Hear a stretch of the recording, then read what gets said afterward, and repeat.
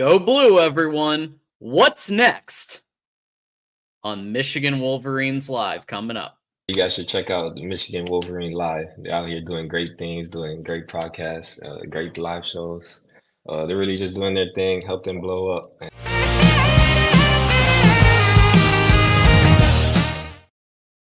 And welcome to another episode of Michigan Wolverines Live. Today's Tuesday, November 12th, 2024. It's our 174th episode. Welcome in, everybody. My name's John D'Adamo, and I'm going to be your host for the next hour or so here at Michigan at the Voice of College Football.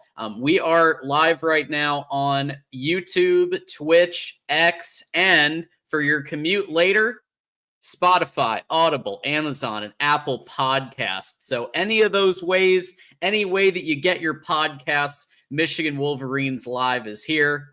Of course, we want to encourage everybody as you come in to hit the like button. Why? Because it's free. It's free. You might as well. If everybody hits the like button, this thing's going to catapult as we have done the last few weeks because of you and your participation. Go ahead and share this out with at least one friend. Take the YouTube link out. Tell a friend. Put it on a board. Put it on a Discord chat. Let everybody know that we're live and we're about to feed you intel and insight that you can't get anywhere else. And if you want to put your comment or question on screen, go ahead and do that, just like our buddy Detroit Kyle. So we'll be bringing in TJ here because already TJ, look at this. We tell people to hit that super chat. We tell people to comment question on the super chat. Our boy Detroit Kyle before the show even started. Look at that. Absolutely, man. Shout out to Detroit Kyle. Appreciate it. Have no fear. We will have some Underwood updates. I see some people already in the comments saying it's over, it's done. Well, we'll give you our update and our take on where things stand there. But again, Kyle, so he's looking for some good news. He swung out to Belleville for the Friday night game. Shout out to you, by the way, and Hale Tailgate, which we will talk about a little later in the show. He had a blast. Michigan fans were everywhere. Michigan Nation, let's bring Bryce home. Change the narrative of this program. Go Blue. Go Blue, my friend. Yeah, we will. Definitely, we're going to cover what Hale Tailgate's doing for the next game because I got some news there. We want to update everybody, get everybody informed, and then also we will definitely in the recruiting segment discuss Bryce Underwood and where things stand out of the official visit out of LSU. Yeah, and we will have another one in just a second, thanks to Sunny Days. But real quick, we do want to also encourage everybody to subscribe. And the reason for that is even though we've surpassed Ohio and those assholes, they're going to be ramping up their network, as TJ shared with me. And not only that, but we're trying to catch Miami, the most popular channel on the Voice of College Football, the most popular team channel. So we are now down to 810 away, TJ, 810 subscribers. Yeah, we were. There was a time where we were 2,000 away from this channel, and we are climbing quick. The channel's doing fantastic, and as John said, we've already flattened Ryan Day. They took another L. They're used to it. Now we're on to Miami. Let them know what the deal is. Obviously, we are the all-time win leader in college football. We should definitely be the all-time subscriber leader for the Voice of College Football. So let's do the damn thing. Appreciate everybody who is new to the channel, new to the show. Give us a subscribe. We greatly appreciate it. And, shout out to Wolverine Nation for helping us get here because we cannot do without you guys. Absolute facts. And what you're going to see now is everybody who's been also a member. So check that out. Subscribe. Consider becoming a member like these folks down here.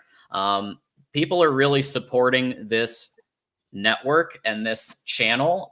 And here's another one right here. This is a $15. I think sometimes people do these to hear me say ridiculous things on air. But we will take the 15 from Sunny Days. And breaking, there's an alien race of women abducting dudes with big dongs. don't worry, Ohio State fans, you're not in any danger. But I wanted to let the rest of you know, this spaceship is freaking awesome. Good luck, my friend. Enjoy the abduction, and I'm sure we'll hear about it when you come back. Yeah, and apparently, Sunny Days and the Bull might be related, so that's exciting. My son, I'm proud. There's something there. I don't know. The father-son dynamic. I don't know what's you got. Bull, you'll have to fill us in. But Sunny Days has been joining us the last couple of weeks, and it's been great to have that. Oh, they got the 23andMe test. Oh, I get it. Father and son, we got you. Very nice. Long lost, father-son relationship. Proud to see that. Very good. Yeah, and look, it's always thanks for the super chat, even if it's ridiculous. We love it because you know what? It's all contributions to the channel and everything else. But okay, so as we always do, TJ, we did a 5+ hour post game on this. Folks can listen to that to get our full and complete and total analysis. However, in the benefit of a couple of days, we like to come back and just give a minute of what did we learn, and specifically, Steve Day said something very interesting. TJ, I don't know if you've listened to the latest episode of the podcast, but he was talking about maybe Sherrone Moore just wants to let Kurt Campbell be the OC, and a plausible deniability. Very interesting take by Steve Dace, who of course always has Mark Rogers, voice of college football, on his show as well. I think they just got to leave him in the tarmac somewhere, or at the very least demote him. But for those who didn't watch the post-game show, and get the TLDR version of kind of your thoughts here on what we saw and where might we go. Yeah, I think the very first thing is Sherrone Moore is in over his head. That's just where it is. He does not look like a coach who's ready to be a head coach. The errors in that game, from the timeout error to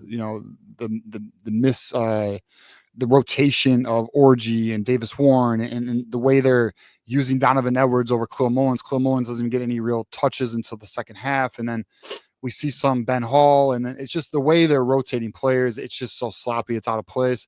And then the forcing of Alex Orji, just like they forced Donovan Edwards, just like they forced Evan Link. They keep forcing these things that we all see, us fans see. It's not working. And not only is it not working with the eye test, metrically speaking, statistically speaking, it's not working, bro. So I don't understand what the hell's going on. I am a believer we should be an 8-2 team if we had a quarterback and a real head coach. I stated Saturday, and I'll say it again. Listen, I want Sherrone to succeed. Like I was good with the hire when it happened, but I'm just gonna let you guys know. And I said this Saturday, I am off the Sherrone Moore train. Now, granted, clarify, because I know someone might be watching this and being like, I don't, they might get a little upset about that. Listen, he's gonna get another year. They're not letting him go after this offseason. I understand. I'm well aware, and that's fine. I'm okay with giving him a full offseason because he does deserve that. He did not have that last year. I still do not have a lot of confidence in him as the head coach. But guess what? Prove me wrong. I'm good with that. Prove me wrong, Sherrone. I'm fine with it. I would love him to prove me wrong, actually, because that means Michigan's winning, and that's all that matters. So we'll see, though. We'll see what he does this offseason. He's got the portal. He's got the coaching situation. Kirk Campbell is gone. I'm like 110% sure of that. Wow. I've known for a little while, which we talked about on this channel, that coaches are being evaluated. And I know the offensive coordinator is a position that is very critical, not only for on-field success, but recruiting. And we can get into that in the recruiting segment. But the other thing, John, is please end the Alex Orji experiment. Let's stick with Davis Warren. Let's stop doing this 2-quarterback, whatever it is. And that's where I am. And it's unfortunate we lost the game, because we were in the game, John. We played bad against a top 10 team in the nation right now. And we could have actually won that if it was just handled correctly and managed correctly. But it wasn't. And that's where we are, unfortunately. Yeah, and look, to your credit, TJ, you've been one of the people that has stood by the you gotta stay with one quarterback. You said that all along, and we're seeing them do the two quarterback thing. And when it results in one rushing yard, is it really worth it? When we see this repeatedly week after week, single digit productivity in that category. So I think the moral of the story is Davis Warren's going to be the quarterback the next two games, and do your best. Sherrone Moore even said it himself. Bring your best game plans to the table for Northwestern, and get ready for Ohio State. And it's kind of mind-boggling that is the mentality. Like, basically throw the kitchen sink at Northwestern, so that Michigan can hit a bowl. But that is where we are at as a program. I will say one thing that I did not know until Sherrone Moore said it, TJ, was that Kalel Mullings is apparently working through things. That's the Michigan terminology for some type of injury that they don't want to say what it is. Maybe, and it's possible. It's possible. So that's why we didn't apparently see him a lot in the first half. He's gotten a lot of carries, and I guess he's just gotten a little banged up, is what I kind of read from that from Sherrone there. Yeah, I mean, and here's the reality now. We need a victory to become bowl eligible. We are not bowl eligible right now. So, Sherrone and co, they got a bye week right now. This is a critical week. And we talked about this last bye week, and unfortunately they did not capitalize, but they really need to look in the damn mirror, figure it out. You got 2 games. And on top of that, you better use this weekend to be very aggressive recruiting wise. From my understanding, they will be. This is an opportunity to make visits and home visits and things like that. But at the same time, man, we're at a position where, and I've already said this a few times, we got to grind through this season. We got to see what they put together this offseason. It's where we are. And quite honestly, Sherrone as I never would have thought this, but here we are. Sherrone's seat's warm. Now he will be back next year, but it's still warm, and he knows that. So I expect a very aggressive and focused offseason that should hopefully net us a much better season next year. That's the hope. And I am, by the way, I am with you on he should get an off season, but I will say they do need to take some real stock in the coordinators. Makes me feel good that you're saying Kirk Campbell's gone. I do think that there's a quarterback role still. I think that there could be. I think he may be one of the better options if he's willing to be quarterback coach again. But if somebody else comes in as OC and they have their guy, then that's also possible, right? Like somebody else, or maybe the person that's picked as OC is also wants to be quarterbacks coach, just like the current situation. Like all of these things are possible when you're looking at offensive coordinator hires. So more to come on that. TJ, we already have an additional 4 super chats. And another one, DJ Khaled. So let's just rock it here. So Ron, I'll mention half of this super chat because half of it's a personal thing, but thank you for the $5. Damn, John, why we got to be assholes. Ron, thank you for the 5. Texas Wolverine with the 5. Here, I like this one. The only reason Campbell should be in Florida is if he's banging old chicks in the villages. Tell him, John. Oh, we've been telling him about Kirk Campbell the last couple of weeks. And absolutely, if he wants to go do that in Florida, he can do that. Man. I don't knock nobody. Do you? If you're into it, go for it, buddy. I'd much rather him be doing that early than retirement. Calling plays. Early retirement for Kirk. Get that buyout. Let him go into Florida. Go do his thing. Do what you want, man. For sure. Another one from Detroit, Kyle. Here's an interesting question.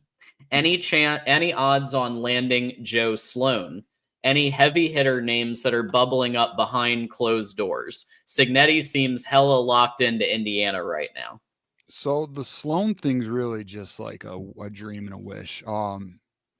Like we wish. I mean, like I'll tell you right now, like, and I said this like 2 weeks ago. The ultimate chess play would be stealing Joe Sloan and then getting Meadows and Underwood to come up here. That's and why. I mean, it's not that Sloan's getting paid a lot of money. It's potentially feasible, but likely not realistic. So I'm not going to put odds on it. But I'll tell you right now, if that was to occur, then hats off to Sherrone and the university for pulling such a chess play. Because that'd be the ultimate like FU and checkmate as well. But any heavy hitter names bubbling up behind closed doors? No, not really. Because the reason why is you're not going to hear too much speculation while Kirk is still here, because that's pretty damn disrespectful. But I assure you, there's lists already being made that are being kept in desk drawers, if you know what I'm saying. Like I'm very confident Sherrone is already looking for potential, and there may even, and actually I'm not gonna say may, it's probably likely, I'm assuming here, they're already contacting agents to see what's potentially possible. That's probably already in motion right now. So we'll keep our ear to the ground.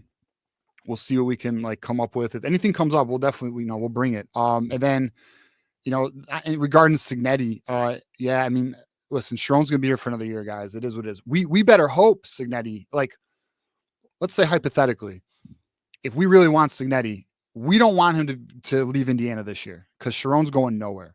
So we let Sherrone have his true full off season. Let's see if he can learn from his mistakes, be a better coach, and do better next year. If not, put Signetti on the list of coaches who are potentially poachable. That'd be the optimal and ultimate play. I mean, we don't want Signetti going anywhere. So, in Florida committed to their coach this week, and that was one of the schools I was concerned about with Signetti. So that's good. I mean, I was actually talking. I was with Mark and I was with Mark, our owner, last night. We were doing a virtual, and we were going over the potential coaches or the jobs that would be open. And there's really not a lot right now that looks like they're going to be open, because the programs that are playing poorly right now are like committed to their coaches, like USC, Florida.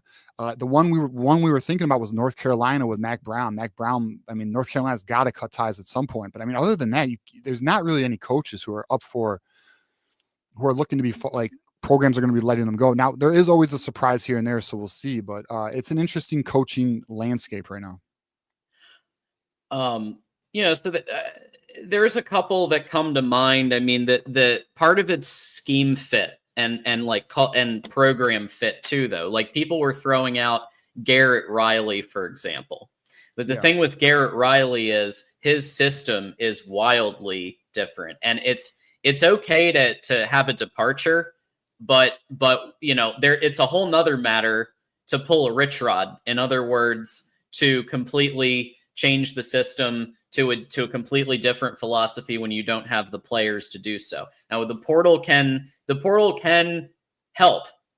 Rich Rod didn't have the portal back in 07, 08, right? Yeah. But right. To this level, I mean, to like people like to where there is this open transferring going on.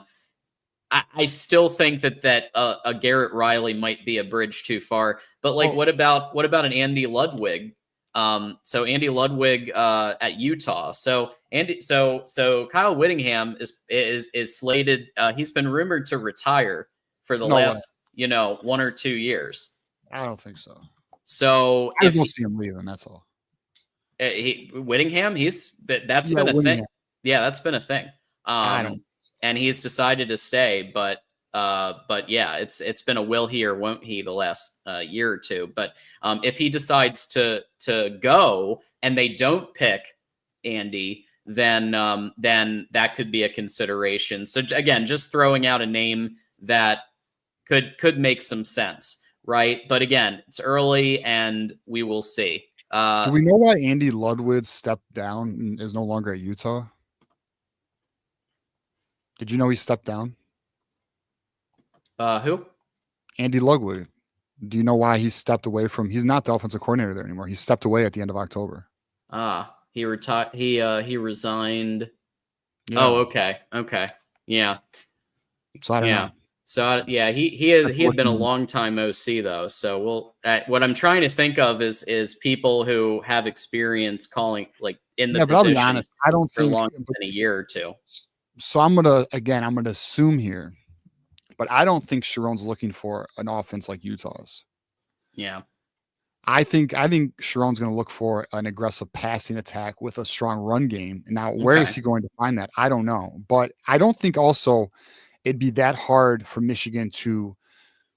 Now, will there be growing pains with a new offensive scheme? Potentially. I mean, it depends how well it's coached, right? But we have an offensive line that should be better next year because a lot of guys are returning. You have the portal, which I'm confident they will add at least a lineman or two through the portal. You get a couple wide receivers and a quarterback, which we're going to talk about a portal quarterback in the recruiting segment. Yep. I don't think it's as hard to achieve in today's era.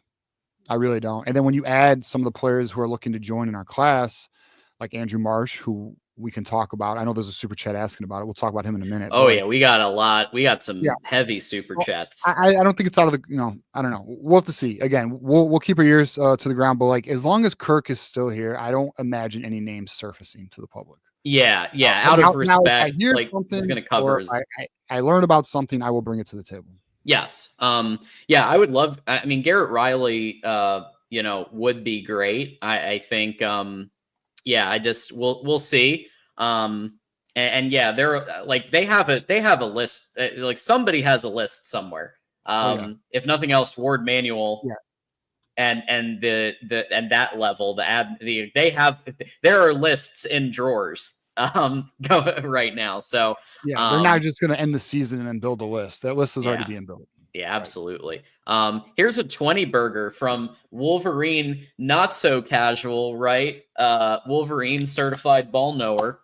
Hearing some not so good rumblings about the class. Taylor out, which we will get to the Taylor situation. Some other wandering eyes, including Marsh, Littleton to Texas. More worried about the class falling apart than coming together. NIL isn't a magic bullet with bad coaches.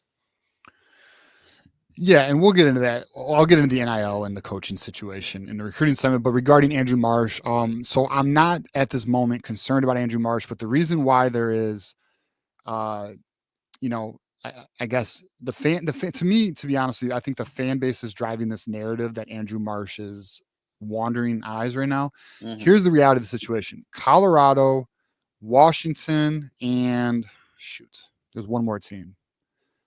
There's one more team that's poking around. I can't remember what other team it is. There's 3 teams right now showing interest with Andrew Marsh. And one thing I do know about, I can confirm 100%.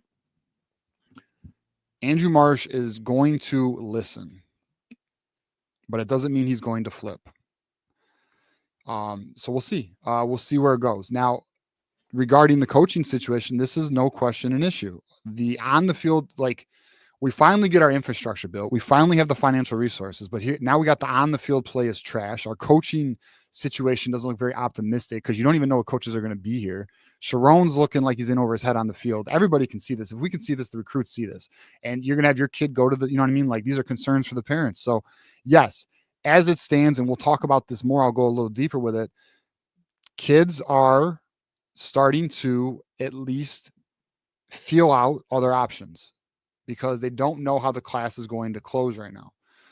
They also don't know the outcome of some of these coaches' fates. Like, we don't know what coach, like, is Ron Bellamy back? Is likely not. I would think likely not. So, this is the type of stuff that, we're going to have to monitor as the season goes on. I mean, the reality is the team is just not playing well, and it's not, that's not good for recruiting. It doesn't matter. You're right. There comes a point where money is not the only deciding factor. Yeah. Now, if you get a good coach and your team still performs poorly, you can overcome this because there's a vision or there's light and you can see the potential. Like, right now we're looking at a team that is, I don't know what, where's the positivity? Because we're getting our ass kicked. We're not getting our ass kicked, but we're losing these games. The coaches look overmatched. The offense is sputtering. there's no quarterback. They're not moving the ball. Like it's, if you're a recruit, I can understand why there'd be some, Sure. Yeah. Yeah. Wandering eyes. They have to be convinced that there is a vision and a path for 25 that is wildly different from this one. Yeah. They want to go to the NFL. Right. Right. They don't want to waste their, even though they're getting paid, they don't want to waste their 4 or 5 years in college and then, do a 9 to 5 like the rest of us. Right.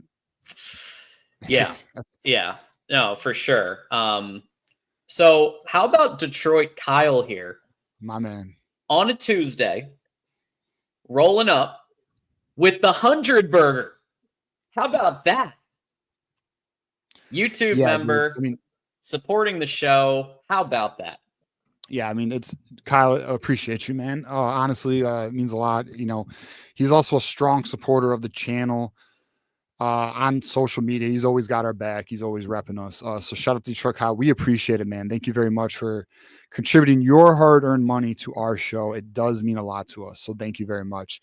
And then to hit on his comment here, Johnny goes, LSU also seems like they are pretty disjointed as a staff.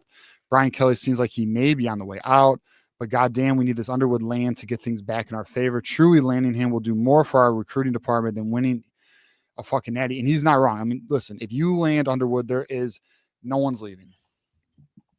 No one's leaving. Olish isn't leaving. Marsh isn't leaving. No one's leaving. Like they would come here. There'd be a vision. Yes, it would matter. And we'll get it. I promise we will cover the Underwood thing in more depth once we get to the segment. But it's regarding the LSU staff though. Did you see what the governor of Louisiana said? I only heard about something about the tiger.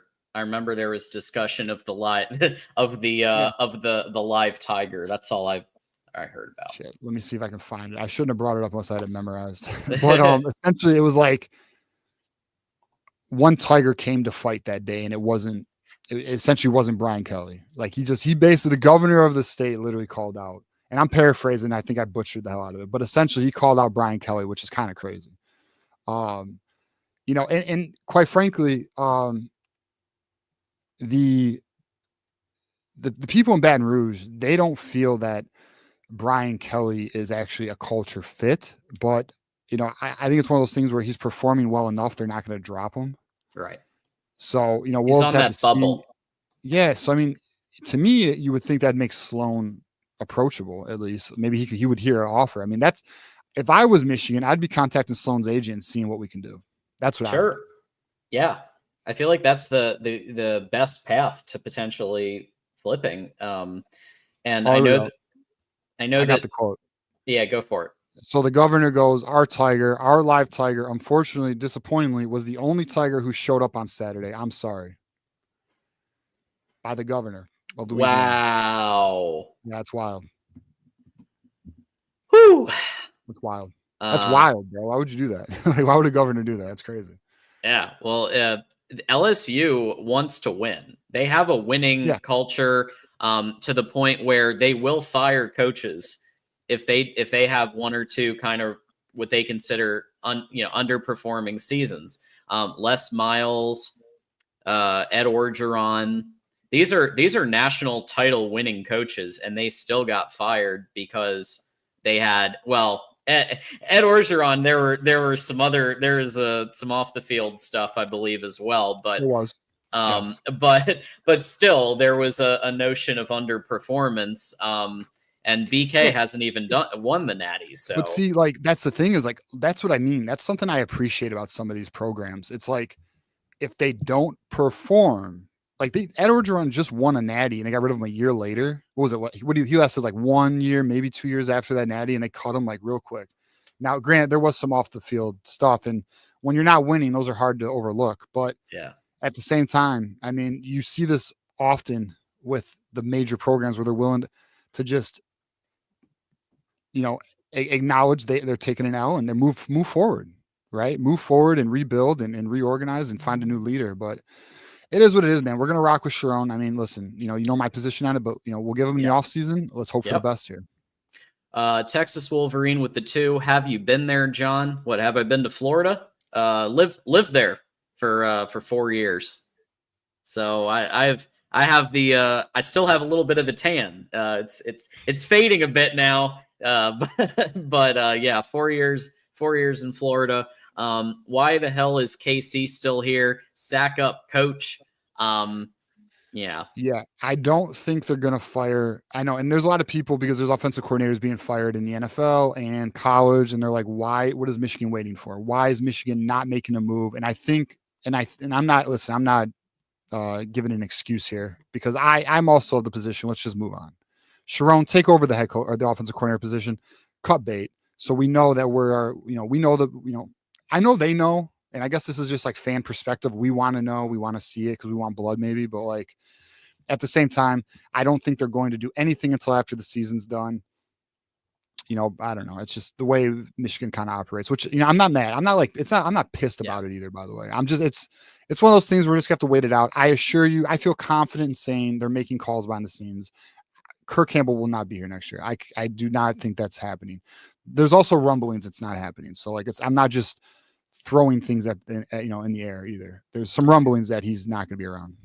Yeah. Yeah, no, I don't think Kirk Campbell, I think it's it's tough sometimes in this, like the timing is very strange right now. Like it would send a message to fire him now. But they're clearly making a calculation that from maybe at least a workload perspective, it may be tough at this point to fire somebody. And then Sherrone Moore would have to then pick up, and granted, he's done it before, but pick up OC duties. Someone would need to take over QB coach. Like there are like division of labor concerns here of like they have a bye, but there's still 2 games to play. But I do think that at the end of the season, you're going to see, I agree with you, TJ. I think he's most likely gone. We have a tremendous membership drive happening here. So let's go ahead and look at this. We'll start with Lance Flory. Lance has become let's see here. I believe it was a Those Who Stay Will Be Champions member. Thank you for that. That means hit refresh. You're going to get the emojis, the badge, and you'll get access in less than a week. It's our monthly members only hangout. So you'll get access to that, Lance, because you've picked the Those Who Stay Will Be Champions membership. So thank you so much for that. Yeah, thank you, man. Thanks for joining the community. We have after tonight, we probably have, I think over 120 members right now. So shout out to everybody who is a part of our community. And if you're not a member, shout out to you guys for just watching, liking the video, and our guy Ron here. Shout out to Ron. Yes. So we appreciate the Buckeyes. We have, look, we respect the rivalry. Okay. Like it is F you guys, but we also appreciate, the value of it in the sense that college football is way more fun with you losers in it.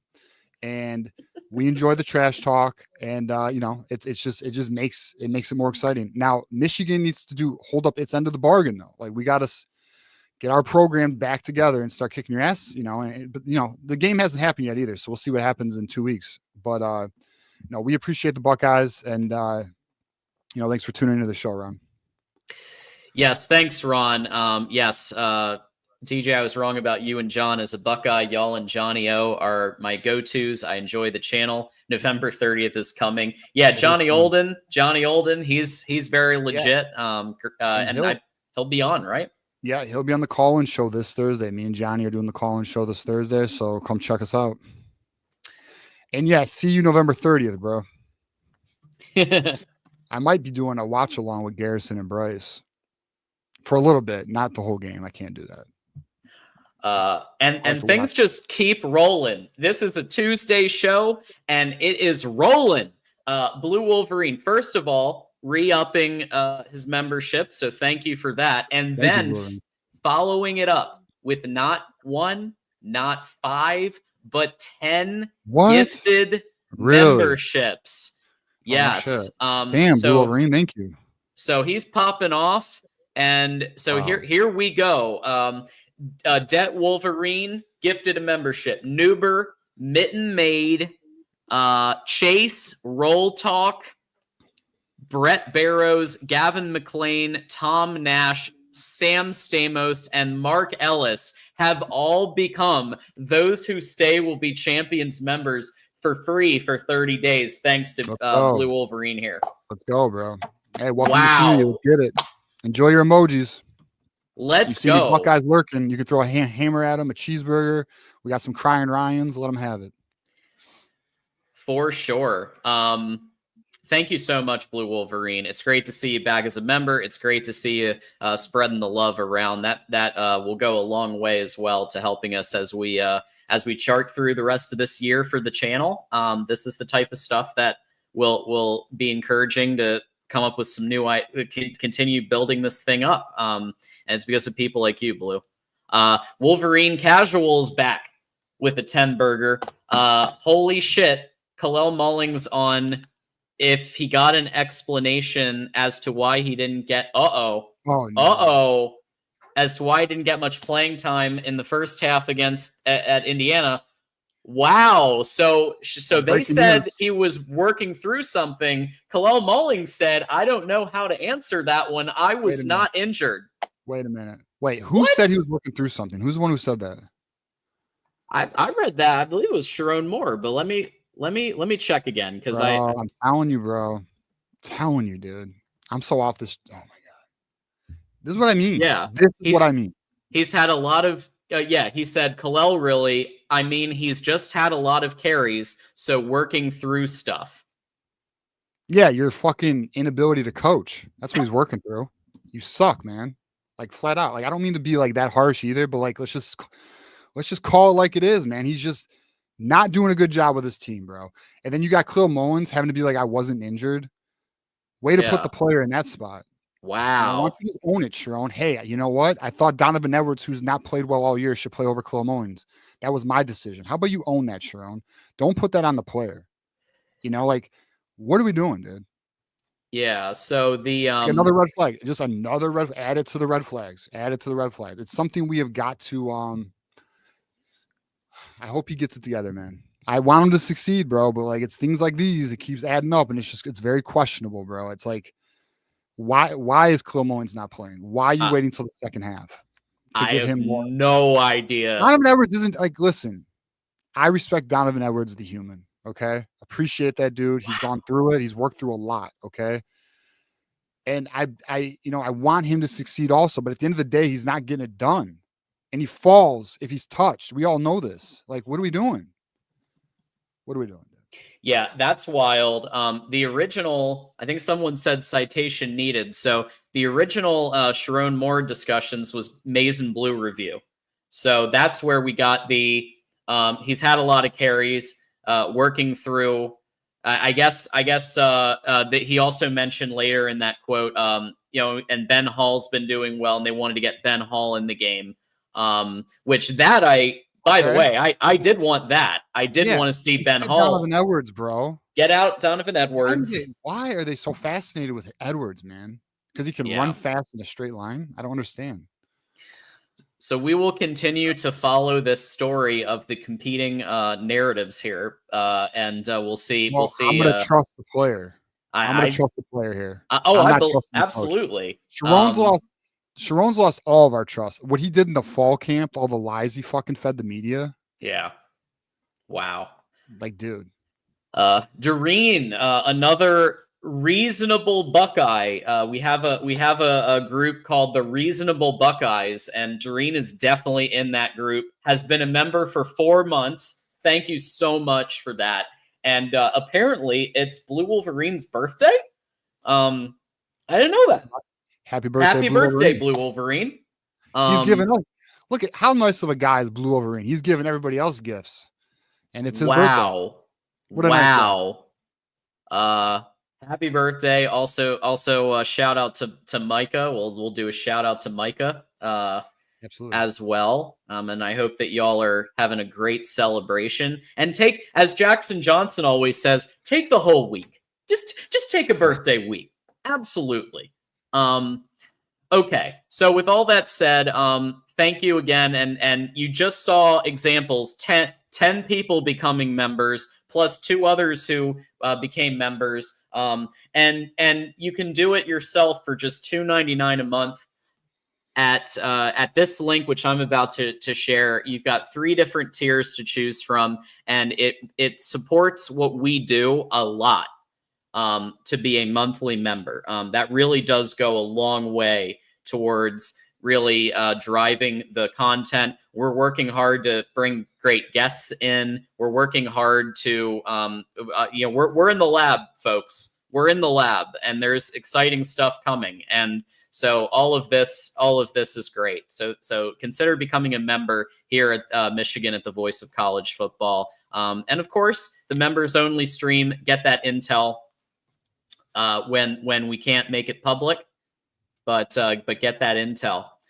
So earlier today, this was announced before, but earlier today, obviously, it was officially splashed today, and Sam Webb had the founder of Passes on his show. Passes has entered in to a multi-year partnership through Learfield, who those of you probably remember when we covered Learfield, but it's to unlock NIL value across 29 varsity sports. And student athletes will be able to sell exclusive content and merchandise. And so fans will directly be able to play that role to really show their appreciation for athletes. So what's interesting about this is a couple of things, TJ. One, this actually does include the use of the Michigan logo and trademark. And those of you who've been following Michigan Wolverines live since NIL, since the collectives were announced, will remember that there was, for a while, they were not able to use Michigan's logo and trademark. Ward would not allow it. Ward would not allow it. And so this is a major development. There's a Michigan content hub where subscribers will be able to select from tiers to receive access to content, merch, experiences. And some of you may remember Livy Dunn has had a big passes partnership at LSU. Shaquille O'Neal has a passes. So this is a thing that transcends sports. It transcends college, pros. So it's a tremendous opportunity for Michigan's athletes. What say you on this kind of development in the NIL space? So what's interesting about this, John, is so I posted this on social media a week ago that this was I put a cryptic tweet out there. I said, "Oh my," with the grin of the young girl. And Thursday night, I gave a little clarity on what that tweet was referring to, and that was this new NIL venture that Michigan has partnered with. Me and John have been, and we can talk a little more publicly now, not fully yet. We're still working on things on our end, but we were made aware of this a little while ago. And what's very interesting about this new NIL venture for Michigan is they are giving money. So that's not just, I was reading some of the comments on, some of the message boards and what people thought this was. And to some extent, yes, there's truth that it is about content. Players are going to create content. You can pay monthly for that. There is going to be memorabilia and apparel and all of that for these players that you can purchase. All of it. Yes. But in addition to that, there is a contribution that Passes is giving to the university that is exceeding Dave Portnoy's contribution. And I want to let you know, Passes is very proud of that. And the money that was raised for that was by Michigan grads. So there was Michigan grads money who they raised this money. This money is already contributed to Michigan for next season. It's already contributed to this for next season. They have a 7-year agreement with Michigan. The deal is estimated, or the initial contribution is estimated, and I'm going to do an estimation here because I don't know the exact figure. I've been told 2 figures, so I'm just going to give an estimation here. Anywhere from $3 to $8 million. Okay, $3 to $8 million is what passes has contributed to Michigan already. Okay, that's already there. They are a part of this donor-focused Keep Bryce Home campaign. They have contributed financially. That is a part of Bryce Underwood's $10 million NIL deal. So they are a part of that. They've been a part of that. This has been something that they've been a part of for some time now. They are motivated. One of the things that's very exciting to me that I don't think people fully grasp the value of this is a business, and they want to succeed in making content and or pushing this what they are pushing for these athletes. Well, to do that, you need brand star athletes. Their goal is to land. All right, so it's 7 million. I know it's 3 to 8. I've been told 8. I've been told 3. We'll see. It's somewhere in that range. It's more than Portnoy is giving currently, but it's all like we appreciate all the donors contributing to the NIL. Sure. But here's what's important though. They want to chase 5 stars and 4 stars for Michigan because that's good for them to have these faces and these these personalities on the Passes platform. So they are trying to land, which is why they're financially contributing to Bryce Underwood, because that's like, please understand, it's not just a platform where you're going to sign a monthly subscription and there's going to be some stuff on there. No. They are looking at this in a business sense where they are going to literally try and land top athletes to make this a more valuable business. And not only that, more interesting for the fan to want to be a part of it. Also, they offer, you can directly contribute to team, paying for the team in terms of, paying NIL for the team, paying for the portal or for specific players. So you could be a part of the solution. Like we always talk about, like, what can we do? What can we do? And me and John have talked about for some time now that we'd like to, do something for the NIL as well. This is a major potential that, the fans can actually do something about it. And some people are like, well, why is it the fans' responsibility to do this? Well, here's the reality. When you have something of this magnitude with this type of money, you need revenue streams from all forms. You need revenue streams from the fan. You need revenue streams from the TV deal, which is what the revenue sharing is. And you need revenue streams from the donors. It's a team effort, guys. Like we are all in. Like, people want to say, oh, well, you didn't go to Michigan, so you're not a fan. No bullshit. We buy tickets. John did go to Michigan, but I did not. But we buy tickets, we buy merchandise. Those are royalties. We buy jerseys. Those go to NIL. We support that stuff. We do player interviews on our show. Like you guys watch the games. You guys help the ad. Like we are all, like, it's all fucking team. It's all part of the whole. Long story short, this is actually a really good NIL venture for Michigan. And what's good about it is it's going to help Michigan bring in even higher profile athletes. Mm-hmm. We've already spoken about Livy Dunn. The only other school, well, that's okay. There is another school, but that's not public yet. So I'm going to leave that alone. But there is the other school they have an NIL deal with is Texas. And they've already also contributed over a 7-figure deal to Texas. The one for Michigan is even larger. There is another school also, but that's not public yet, so we're going to leave that alone. But at the end of the day, this is a win for Michigan. It's not going to hurt. It is a net positive. I'm excited about it. And Lucy was a Giao, Greg, or I guess Greg, John, isn't her last name Giao, Guo? Lucy Gao. Founder. Yeah, dude, she is a very interesting individual. For those who don't know, she is one of the richest women in the world, under 30 years old. She's quite an interesting lady. And then the CEO of her company is actually a Michigan fan, which is why Michigan is a priority for this company. So it's very good for Michigan to land this, and hopefully it only helps Michigan, which it will, but hopefully it brings more of the high profile players to us and makes our NIL pitch even stronger. Absolutely. It's very exciting. Anything that can go towards playing in this current era of where we are as a sport, I think gotta go for it. And it's very exciting that this is happening. And yes, Livy Dunn is on Passes. Shaq is on Passes. There's a decent amount of athletes all over. And John, somebody didn't mention that should have, and this is something that me and you were let in on. They are so focused on bringing the top like athletes to Michigan.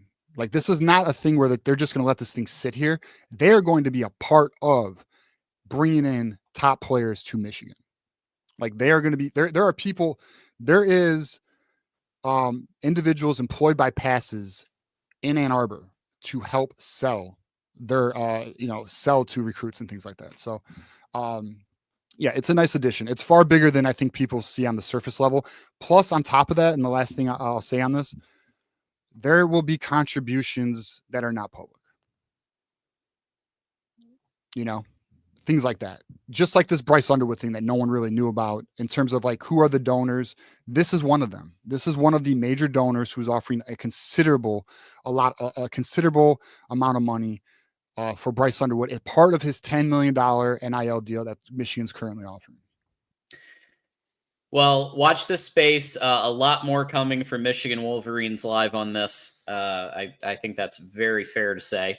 And we do want to thank Nick here, YouTube member, complimented me on my haircut, and also reminds everybody we've got 227 watching, got another 100 something watching other places, 59 likes. Hit the like button, absolutely, because that is free. I know you see there's some great generosity going on tonight, but don't feel like that's you need to do that. What we do ask is that you hit the like button because it just takes a second and it's free. So thanks, Nick, for giving us a reminder on that. Wolverine Casual, please watch this clip of Mullings being so uncomfortable trying to cover for Sherrone Moore. Third tweet on the Wolverine on 3. So we'll definitely check that out. We don't have it for tonight, but we definitely will check that out because the back and forth there is very interesting. What's going on? We've also got C4 Collect, who has become a member. So that's very exciting. I'm trying to go back and see which tier he's in. John, just so you know, that video is only 1 minute long. We should maybe check it out at the end of the show.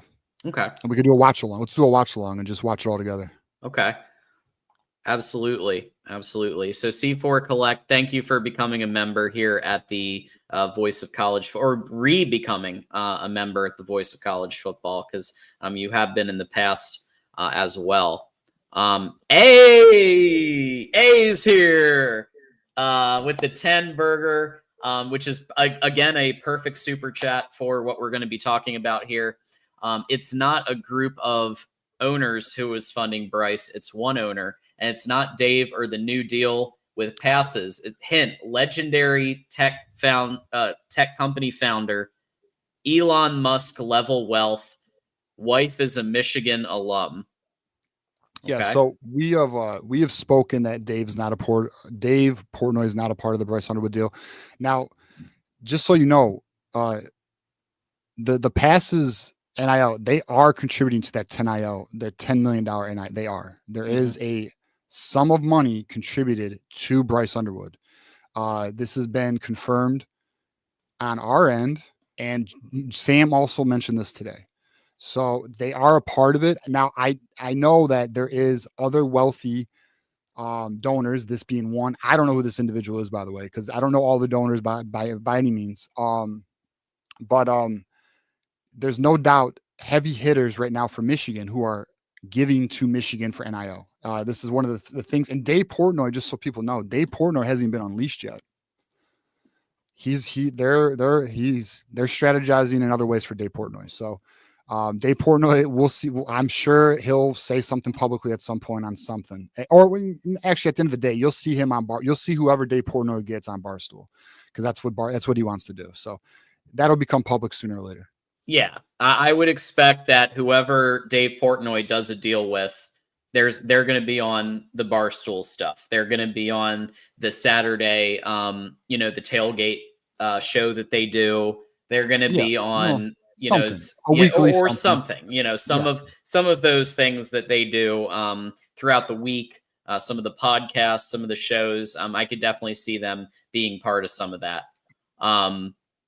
Nick has thrown a couple of the $1.99. This is the classic Nick sniper shot $1.99s here. TJ, you gotta get you grinding BO's Call of Duty. 6, Zombies too. I know my cousin's trying to get me to get it. I am busy, but I might do it. We'll see. Okay, I might buy it. All right. We'll see. Yeah, Nick has been banging the drum here on this, so maybe we'll have to. It might be time to get back in the game, bro. Yeah. I mean, I think I can get it from the Series S. So all right. Yeah, you can get it. All right. Yeah, because I have all of the time to be. But why not? Fuck it. Nick with the 2. Isaiah Hole's source says Underwood likely coming. Interesting. Okay. Well, we will have our update on Underwood. I will share you our perspective on the Underwood recruitment. Well, why don't we get going on that? But first, we do have an announcement of the Hailgate for Bryce Underwood's upcoming playoff game. So TJ, I know you've been in conversations, and let everybody know what's going on there. Yeah. So guys, Hailgate is doing another promotion here where they are going to round up the troops and they're going to go to Bryce Underwood's game. I'm in contact with one of the heads of Hailgate and my guy Dre. Shout out to Dre. He's got a podcast tonight too, by the way. I think it starts in 1 minute actually. But snap, okay. It's for the regional final, Division I regional final, Belleville versus Detroit Catholic Central. It is 7 p.m. Friday at Detroit Catholic Central High School. Now get this. Detroit Catholic Central is well aware of what's going on. So I want to share what Detroit Catholic Central has posted. This matchup, all right, so there are rumors that outside of college groups are trying to buy all the tickets to come support a handful of players. Please know that we are in communication with this group and we'll be sure to control this event. In the meantime, we ask that you get your tickets early. So what that means is you guys need to go get your tickets and not fully rely on Hailgate, because what Hailgate was trying to do is buy an allotment of tickets. But guess what? They can't stop all the individual ticket sales. So go support Bryce, show up, let them know the deal, because it's not over. And we'll get into it more. We'll talk a lot about it, the official visit and all of that. But at the end of the day, let's support Hailgate. Shout out to those guys for making an effort, making Bryce Underwood and his family. And by the way, his family actually really appreciated everyone coming out last week. And his mom actually wants everyone to come out again this week, that she actually asked that they do. So let's do it. It was a net positive, not a net negative. I know there's some people like, oh, it's cringe. How the hell in a year you're gonna watch him at Ann Arbor? What the hell is the difference, bro? Like it's you're going to a high school football game to support a player you want to come to. It's not cringe, bro. It's okay. We're passionate fans. The kid's the best player in the nation. It is what it is. So shout out to Hailgate. We appreciate you guys, man. Do the damn thing. Yeah, and Moose is letting us know that they're playing Detroit Catholic Central. That's 11-0. So it sounds like it'll also be a good game if you go. So that works. Definitely. And of course, that's a great lead in for the discussion about recruiting. And so you kind of alluded to it, TJ, but Bryce Underwood did visit LSU. We expected that was going to happen, and that we kind of prepared you all mentally that because he goes on the visit doesn't mean it's over, but that by going on the visit, things will probably shift slightly towards LSU, just because when you go on an official visit to a school that you're committed to, that will happen. But everybody chill. It's not over. There's still a lot of indications that they're looking at Michigan as well. TJ, let us know what's kind of happened the last couple of days through the official visit that he took. Yeah, so we all know, I tried to let you guys know Bryce is going on an official visit. We knew this, but a lot of people, when they see pictures of your favorite prospect at another school, they don't like it, man. They don't, and I get it. It does suck. It's like seeing the girl you're dating walking with another dude or some shit. So I get it. We don't like it. But so here's the deal on how this went down. So LSU feels like they did really well on the official visit. But I personally am surprised at the lack of noise coming out of this weekend. Now, LSU is quietly confident that they were able to stop any momentum Michigan was making, which they were. And now what we have to do as fans, and this is the reality of recruiting, we have to allow the official visit glow to go away, and it will in about 3-4 days, maybe by the weekend. It's the high goes down because you're now no longer there. You're back in reality. You're back in Michigan. Guess what? Michigan's going to come knocking again. And his family is still open to Michigan. So here's the good news, boys and girls. The Michigan Manifesto is at work. If we look at page 535, Operation Keep Bryce Home, which if you have the copy of the manual like we do, you would know this. Stallions is now coaching Bryce Underwood, and we know this. Now, is Stallions going to be recruiting him every single day? No, but there is a Michigan influence. He, from my understanding, has conversations with Bryce about Michigan from time to time. Now, it's not all the time, but it's funny, and it's an interesting little card up our sleeve that we have Connor Stallions literally with Bryce Underwood all the time now. The thing that's very interesting to me, John, about Bryce Underwood right now, and for those who don't know, Bryce Underwood has removed all LSU representation from his game day outfit. He took the sticker off of his helmet. He no longer wears the LSU cleats. Well, I'll tell you guys, if I was a kid and I wanted to go to a school, I wouldn't be taking off the sticker and I wouldn't be taking off the cleats. Now, granted, and I will let you guys know because I'm not here to sell you a dream. I'm here to just keep it very honest with you. And I will give you an update on my prediction percentage and where I think this lands right now. But I find it very interesting that he has removed all that. And his cleats, he's not wearing his LSU cleats either during game days. As we spoke about with the new NIL campaign with passes, they are a part of the Bryce Underwood focus to keep him home. And as Lucy spoke about on Sam Webb's interview today, and if anyone has not seen the interview, shout out to Sam Webb, obviously the king of interviews for Michigan. She talked about it's a no-brainer. It's a no-brainer for Bryce Underwood to come to Michigan because the amount of money that not only he's going to make in his NIL deal, but the additional marketing money, jersey sales, things like that are going to come his way if he does come to Michigan. And these are the things being pushed at him. And this is why his family is listening. And they are. Michigan's going to continue to work to flip him. And now that the official visit is done, we are now in closing time. There's only a few weeks left until National Sign Day. He is an early enrollee, so he's not going to be waiting to the second signing period. One of the big hurdles for Michigan, I guess two, is our offense and our offensive coordinator. These are hurdles, and these are things that makes Bryce Underwood's camp hesitant about Michigan. And it is the play on the field. It is the offensive play structure. And this is what makes LSU very appealing outside of he does enjoy LSU for the atmosphere, the way that their program is focused on being a power offense that really spotlights the quarterback, as we've seen with Jaden Daniels, right? So with all of that said, and I also want to say Michigan is expected to make a change at offensive coordinator. I just want to from my understanding, there is an expectation that there will be a new offensive coordinator, and that may have a great impact on the outcome of this recruitment. So now, but here's where that gets very interesting. The end of the season and National Signing Day are not that far apart. So Michigan has to move extremely quickly. They need to pull a USC Lincoln Riley. Now, I'm not saying new head coach. I'm saying essentially a major move to make a swing. And that is something that I think I can't confirm that, but that is something I believe is going to be attempted. I think it will be. It's the only way I see it actually occurring in a good outcome for Michigan. But that said, so as you guys know, I've had a confidence level of 65% for Bryce Underwood. Okay. I am going to be lowering my confidence from 65 to 49. I am right now currently in LSU favor. I think LSU has Michigan was making a lot of momentum, more than I think people realize. Bryce almost didn't go on his visit, guys. That's how serious it was getting. He almost didn't go on the visit, but he did go on the visit.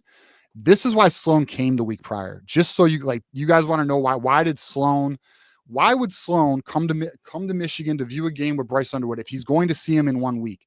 Because he wanted to make sure Bryce went on this visit, because there was an attempt from Michigan to not have him get on this visit. And I'm going to let you guys know it was considered. It was considered. So that is something I don't think a lot of people are quite aware of. Also, as I said, I lowered my confidence level from 65 to 49, but here's the good news, guys. There's still time, and Underwood and his camp have not shut down the recruitment. If they wanted nothing to do with Michigan, guys, they would shut it down. They have not. They are still listening. Michigan's still in the game. Okay. I'm sure everyone saw the Lions Houston Texans Sunday night game. You could be down freaking 14 or 17 points, whatever the hell it was, and you could come back and pull it off, right? It's possible, but it's up to Michigan to figure it out. And in my opinion, a very critical play that Michigan needs to make is an offensive coordinator change that can impress Bryce enough to flip to Michigan. That's my opinion. So we appreciate obviously the intel, the updates, and yeah, I'm gonna stick with my coin flip. I'm gonna stay 50 for now. Cautiously optimistic, but also knowing that LSU made up a little bit, as any time, like this happens every single time you go on an official visit and you're committed. Like there is that aspect, but I will say everything you just said, TJ, the fact that they did consider not, that's great. I also do think that the fans coming out, showing out, at these games, it's a thing. It's definitely it's a thing. Nothing. It's not nothing. I guess. Let me just say, is it going to be the absolute change, or is it going to be the absolute thing that swings the recruit? No, but it does not hurt. They actually think it's cool. They think it's really cool that Michigan is supporting them like this already. So we'll see. Hailgate again. Shout out to them, man. They're going to be doing it again. So I respect that. And obviously we hope we can get a bunch of tickets and maze it out. But yeah, so that's where we are with the Bryce Underwood situation. It's not over, and we will obviously stay up to date with it. We will let you guys know where it is, where we stand, and the reality of the recruitment, like we have brought to you. And John, I just want to give a shout out to a few people, because on social media, I've had people literally reach out to me and say, look, man, I started following you during the beginning of this Bryce Underwood thing. You guys have brought a lot of accuracy to it, and we're not selling anything to you. We're not guaranteeing you an outcome. We are just telling you the pulse of the recruitment, where it stands, and how it's going down behind the scenes. Some of the things that are not being said publicly.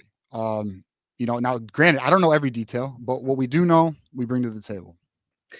So before we move on to Derek Meadows, there's a couple of Underwood related super chats, and also Moose, longtime friend of the network, moderator, everything else. Throw the Moose emoji, folks. Moose has just gifted 5 Michigan at Voice of College Football memberships. Thank you, Moose.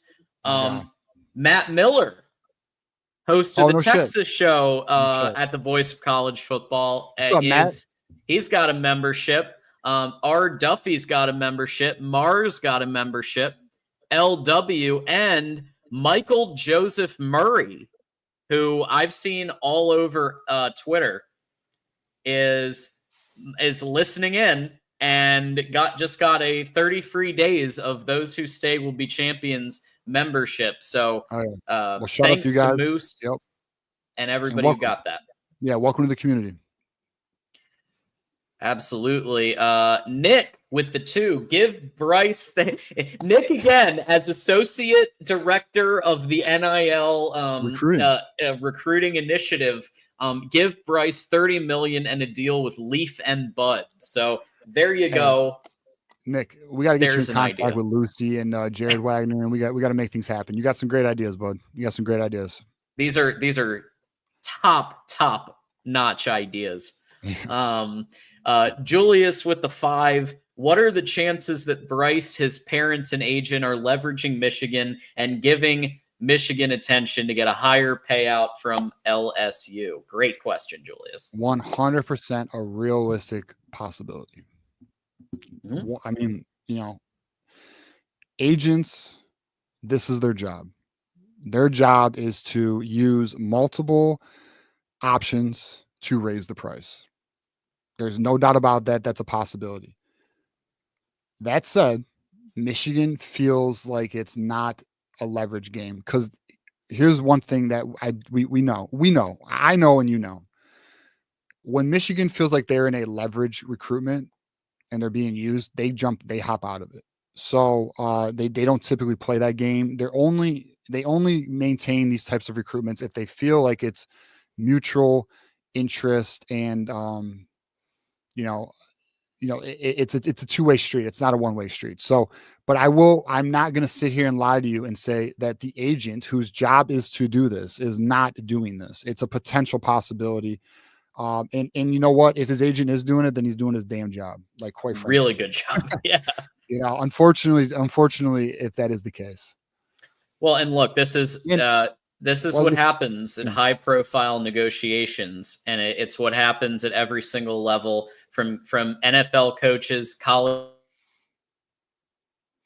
Yeah, we just lost John. So, but what I was going to say was regarding this super chat is that we know that LSU is planning to counter, and they probably did this weekend. By the way, I would expect that would be when they countered LSU. We knew that LSU was rumored to they were gathering resources to counter Michigan's NIL deal. That said, it is widely believed, and I can't confirm this fully because I'm not aware of LSU's counter, but the belief was that even LSU's counter is not going to match Michigan's. They're not in the position liquid wise to match Michigan cash wise, right? So they are an asset rich school in terms of houses and cars and things of that nature, jobs for family members, things like that.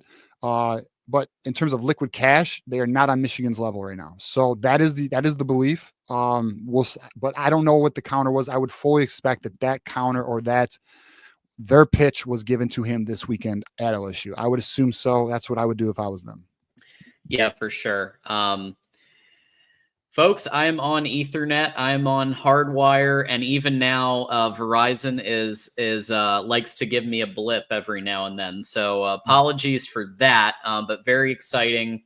That look, at least Bryce is listening to Michigan. He's considering it.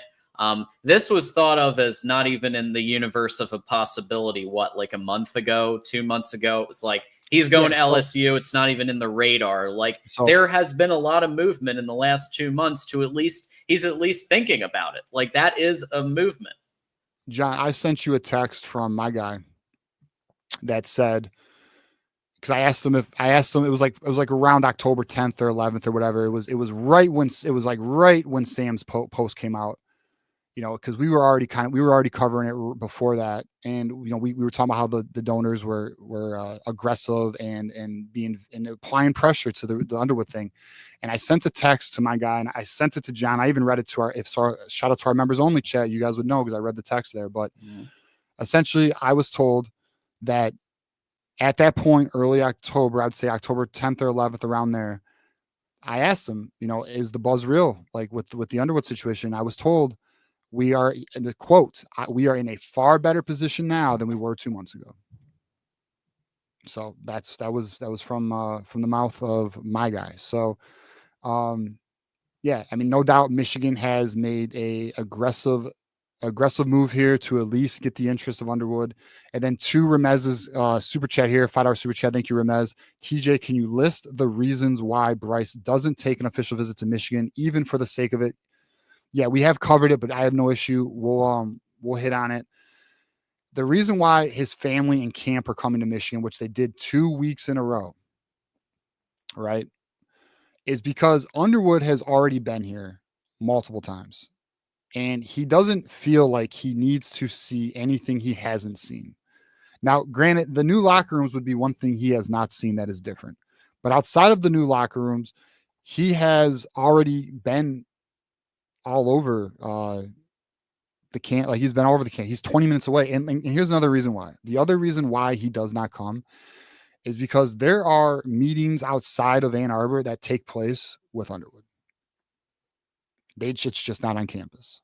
Like Michigan has that ability to coordinate dinners and things of that nature with the Underwood family. So there are, from my understanding, there have been off-campus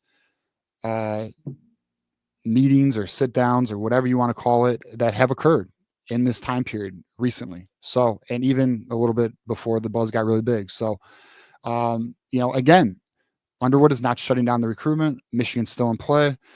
They're not giving up at all. So we'll see where it goes.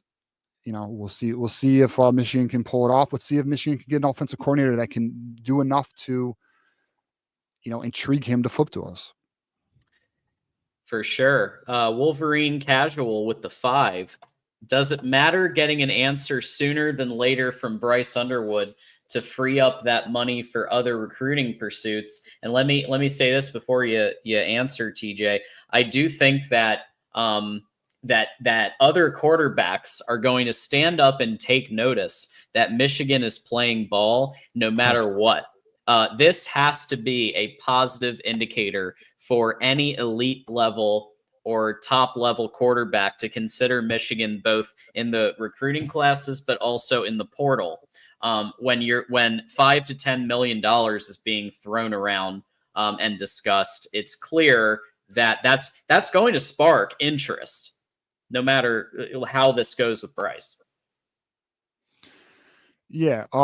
So regarding the money that's allocated to Bryce Underwood, there is another fund that is for recruiting that is very flush with cash. We are fine. We're not limited. We are not limited. I'm sure you guys saw Michigan's attempt at Littleton, which we will talk about.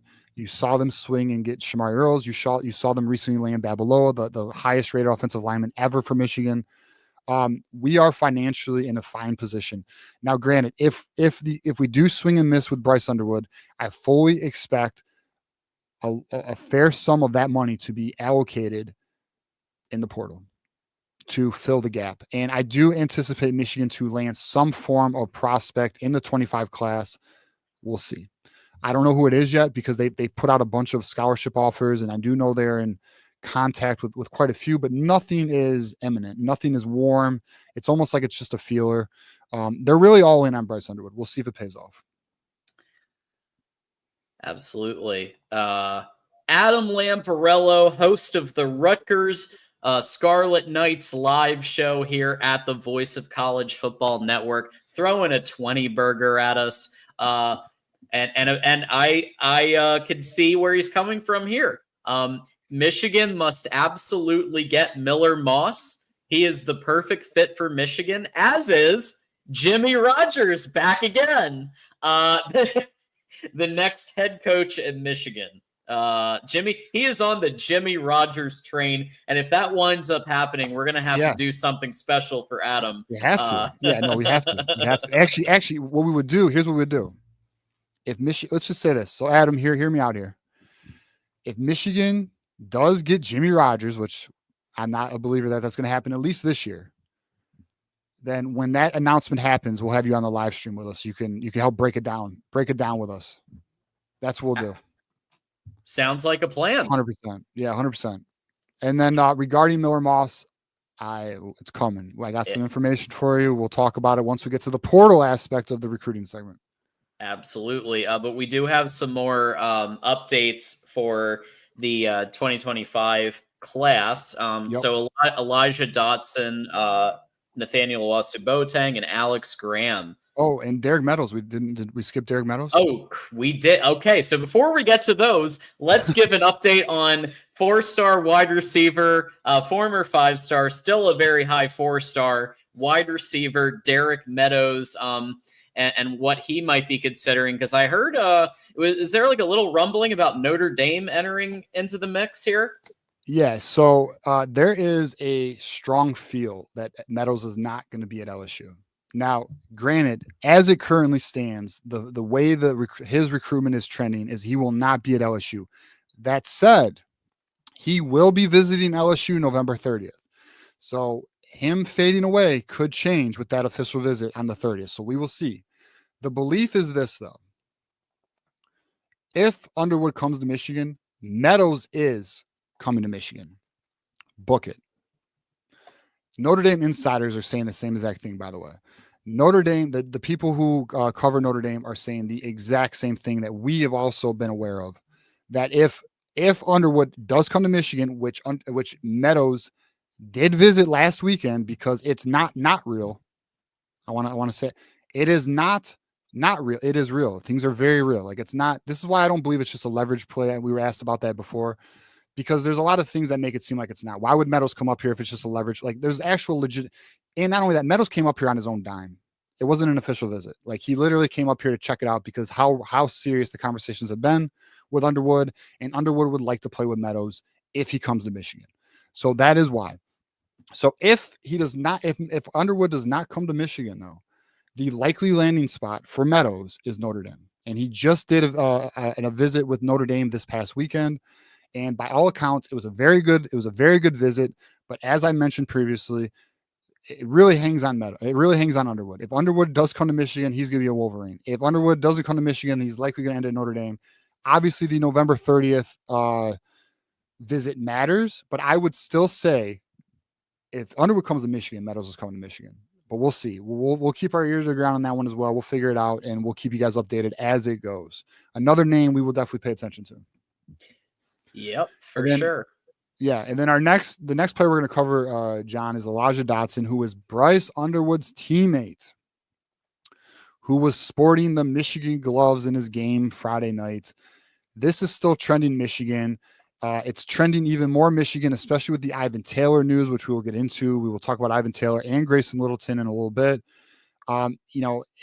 There is a strong confidence out of Ann Arbor that Elijah Dotson is going to be becoming a Wolverine, soon.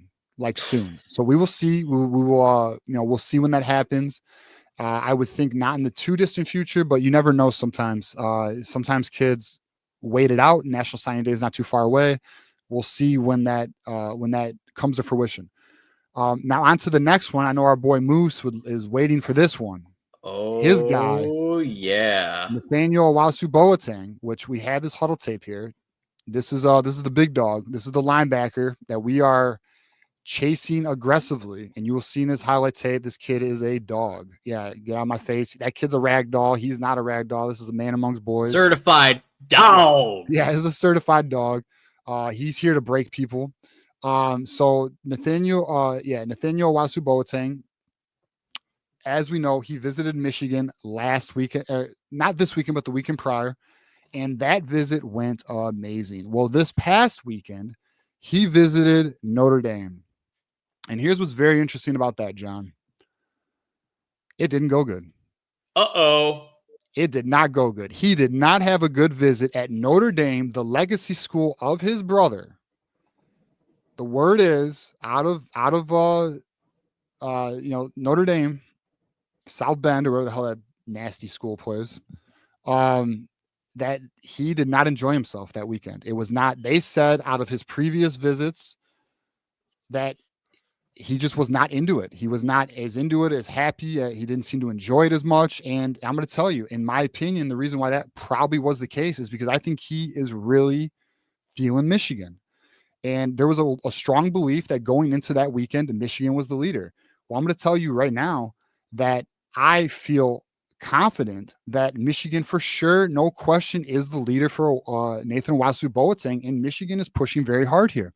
The other team to watch, though, right now in this recruitment is Colorado. But I'm going to be honest, if anyone looks at Colorado's class, it is awful. It's ranked like 79th in the nation. There's only like 10 commits. You never know, but I don't believe Michigan's going to get out NIL'd here either. So I'm feeling very good about this Owasu Boateng recruitment as it stands. And it's something I think we can definitely look forward to here. We'll monitor it. I'm not guaranteeing the outcome here, but I said on my last recruiting update, John, I was close to a lock then. I mean, I'm actually probably closer now, but I feel like he's going to be a Michigan Wolverine. Now we'll see. I don't think Notre Dame's the threat anymore. I think Colorado, if there is a threat, it's Colorado, but even so, I think Michigan's kicking ass with this one. If Colorado is the biggest threat, then I would call this a lock. If Colorado, because here's why. Here's why. Okay, look, I understand that Colorado has improved this year. Their schedule's not great, but they've improved. But you have to remember that their best players are gone next year. They're going to have like nobody in that. It's going to be a bunch of Panera Breads going on in there. And so when you pair that with the NIL differential, even with, look, Coach Prime, he's got his connections to advertisers and to money. He's got his connections, but Michigan's just playing at another level in all of these areas. Yeah. And so I think if all Michigan has to say is look at, yes, they look pretty decent this year. Look at what they were last year, and look at what they're going to be next year when all their people go to the NFL. Absolutely. So we'll see where that one goes. Very intriguing recruitment for sure. The next one is Michigan's own Alex Graham, the 4-star defensive back. This is an interesting recruitment. Michigan has been in this recruitment for quite a while. He did go down to IMG. He's back up. He's back up in the state of Michigan right now. Michigan wanted to see if he could stay healthy. He is staying healthy. He is playing well. I believe, and this isn't just a me opinion, there's a strong belief here that if we lose Graceson Littleton to Texas, which we will talk more about that once we get into flip candidates, I believe the focus is going to be 100% on Alex Graham. And I think Alex Graham is a high likelihood of landing in the class this year. And I'm going to tell you guys right now, he's a very good player. Alex Graham's a very good player. Somebody that we'll cover probably more. I expect. The one thing I do know, so this is another one that's interesting. I believe Colorado is also in the Alex Graham, and Illinois. I think it's Illinois and Colorado who are in the Alex Graham battle. And here's what I do know about Illinois. They are offering a large NIL package for Alex Graham. So that is interesting. We'll see what comes of it. But Michigan is definitely, it is my belief the kid actually wants to go to Michigan. So I think I think if, the other defensive back that Michigan's in on that I didn't anticipate talking about, but I'll just mention it real quick, is Brandon Finney. That one's looking like Penn State. That's the kid who's committed to Oregon. I know Michigan is involved there, but I just feel like that's going to be trending to Penn State, which is why I haven't really brought it up much. But he's a top 100 player, very good player. But I don't know if I see that going Maize and Blues' way. But to our next, unless you want to hit on that, John. Yep. To our next recruits. We got Grayson Littleton and Ivan Taylor. Grayson Littleton, there are some people out there who think this is over. It's done. A crystal ball was put in place for Texas. It's game over, John. It's not game over.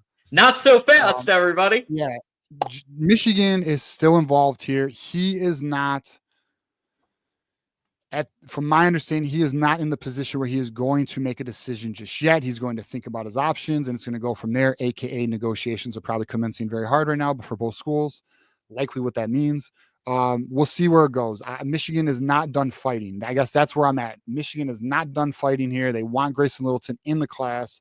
So let's keep our ear to the ground here and see what comes of it, John. But it is not, we are not conceding to Texas just yet.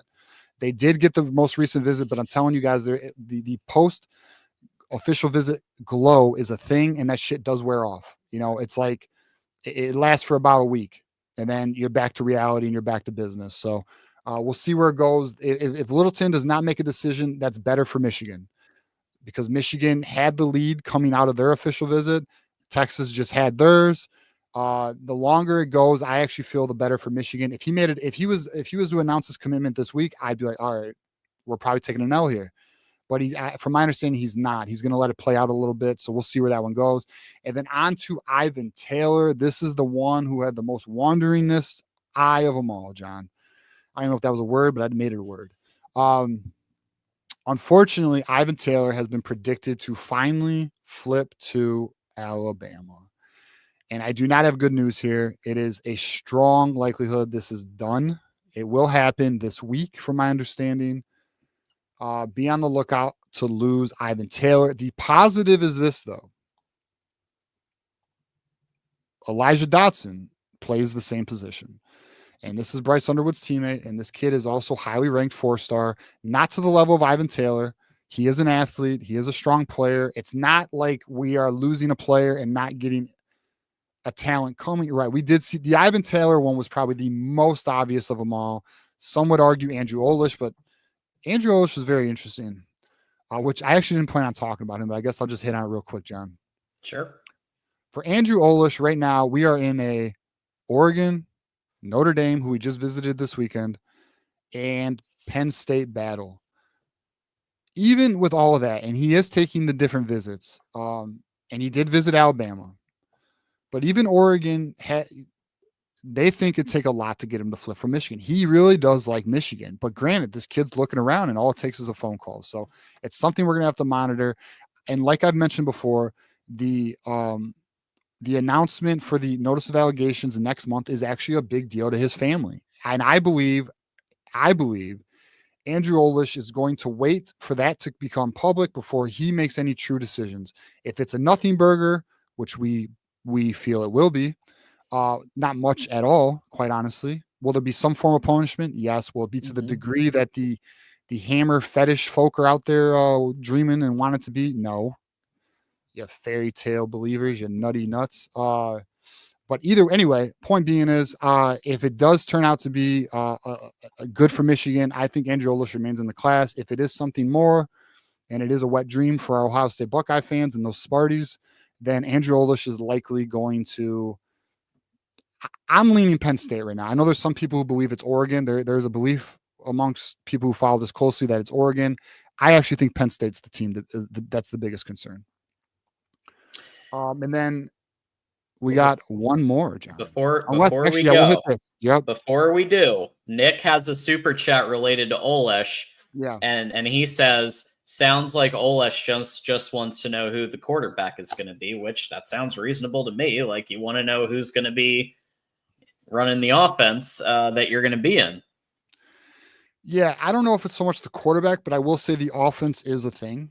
Like he has his outside. His parents are actually kind of public with things. They're pretty transparent. They've mentioned the offense as a concern. Yep. They've mentioned the notice of allegations as a concern. They are the most public about the notice of allegations. They say, look, it's something we're watching. They've said this. So I can respect that. I'm not, I can appreciate someone being honest and transparent. That's cool. We're just gonna have to let it play out and see where it goes. For sure. And I do think, that we had been talking about Ivan Taylor. We've been talking about Olish. Ivan Taylor definitely, at least the last week or two, has felt to me like the one more likely to leave. Whereas Olish, yeah, he's listening. Yeah, he's going on visits, but he still seems pretty definitive about Michigan. So at least that's what the public view of it has been. So yeah, they've been pretty public about the offense needing work. But I still feel good for right this second. But Wolverine Casual asking a follow-up from what we just talked about with the notice of allegations. Does the notice of allegations determine what the punishment will be? Won't it just be the accusation and then punishments are handed down later? So this is going to be Michigan's response to the notice of allegations. So what's going to happen is it's going to be public what the NCAA handed Michigan, and then we're going to get Michigan's response. This will then be public. And then I believe, John, the NCAA has 30 days to respond to Michigan's response, but it's going to become public. We're going to know a lot more in November. So that's what they're waiting for. They just want to know what the NCAA is even thinking is the proper punishment. And then Michigan will give its response. And if just so we can, because we haven't talked about it in a while, Michigan's going to respond if they find it to be a fair response from the NCAA in terms of everything. Then Michigan's going to accept it and move forward. If they think it is unfair and unjust, they are planning to fight it legally. But here's the thing, though. They already know what this thing is. And from my understanding, Michigan has a quiet confidence that they're not too concerned about the outcome. More to come. So we've got one more big discussion here. Big portal interest. Somebody who was on Jim Harbaugh's big board, very high up back in 21. USC quarterback Miller Moss, who obviously got benched at USC, very likely to transfer after being benched from the offense, from running the offense, and he is interested in Michigan. So, TJ, let us know what's going on there. Yeah, so he has not entered the portal yet, but he has been benched at USC. And anyone who's watched our show knows the deal. Agents have been being contacted since the end of September. Agents are feeling things out. Well, things are occurring in the sense that the smoke, there was a post by an interesting poster who I am familiar with. And the reason why I'm familiar with him is he's like a young kid who covers FAU, and he is tapped into that program. As crazy as that sounds, he is. It's weird. But he is. I don't know. He knows everything about the damn program and everything that's going on. I don't know if his dad does something there or what. I don't know. But anyways, and the reason why we know about this is because where did Dusty May come from, John? FAU. So that's how I've come across this individual. He, now granted, he put this out there last week, and I was like, well, I'm going to kind of wait on it and see, what comes about and what I hear. And well, word is that there is interest on Michigan's side that Miller Moss could be a potential solution in the portal. So this is, and I'm a fan of Miller Moss. Now I have read other people out there on social media be like, oh, well, Miller Moss doesn't do it for me. He's not that good. Miller Moss is actually a damn good quarterback.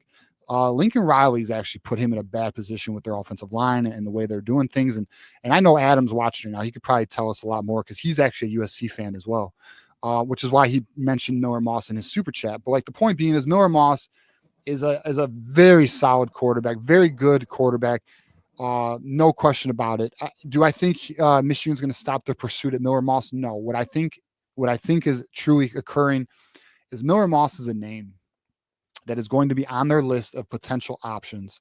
And I do anticipate if Michigan swings and misses on Bryce Underwood to be a little more aggressive in this area in terms of landing a difference maker at the quarterback position. And I do find Miller Moss to be a difference maker. So we'll see. We'll see what Michigan does. Obviously, he's not in the portal yet. It is what it is. But once these kids into the portal, things will become much clearer. But Miller Moss is likely going to be a name we hear about in the future. Yeah. As a target. Yeah, I think Miller Moss is absolutely somebody they should be looking at, because one thing that we absolutely cannot repeat, absolutely can't repeat, is what happened this year. So, and I think everybody knows that. And when I say everybody, I'm talking about everybody from the president to the AD to the coaches. They know that this can't be continued. So whether it's Miller Moss, whether it's John Mateer at Washington State, whether it's somebody else, they're going to get a portal quarterback. I think even if they get Bryce, I still think they're going to get a portal quarterback. They will, but in my opinion, the caliber of quarterback changes. If you get Underwood, you don't go after. I'm Sam disagrees. Sam Webb thinks they will.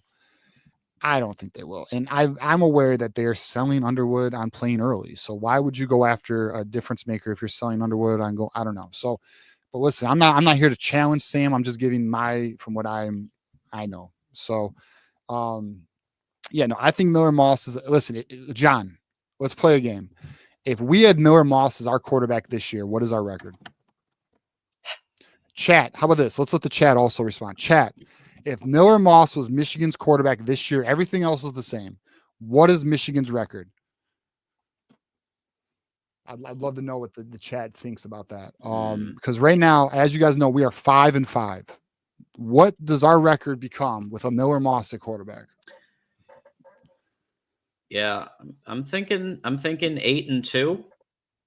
Yeah, I think 8-2. Now, granted, we have a coaching problem that also limits us, but I think Miller Moss makes this team far more competent. You don't lose to Washington because your offense, you definitely don't lose to Indiana. You're not scoring just 15 points. Right. We got everywhere from 8-2 to Nick says 10-0. So Nick believes that Miller Moss could even beat Texas. Anything is possible with competent quarterback play that opens up the run game as well. So I'm with GT and Lance 8-2 seems pretty reasonable. Texas and Oregon are both really good, just really excellent teams that are going to have deep playoff runs. I'm 8-2. I'll give it 8-2. But listen, we gave Oregon a fight. If we had a better quarterback, what is that game? What is that game? I don't know. Far more interesting than it was, even though it was a pretty good game. Yeah. GT asks, any chance we can just throw a bag at Loveland and retain the best tight end in the country for one more year? No, because he's like your first round pick that gives him 5 years and it's guaranteed. Yeah. He's got a large guarantee with that first round pick. He's gone. And plus, if I was Loveland, GT, we love you, man. But like, if you were Loveland, would you want to come back here? Yeah. No, get out. Run. He's going to be making somewhere between $8 to $10 million approximately in a signing bonus. So he's and our NIL, we could maybe get to $1 million for a player like that.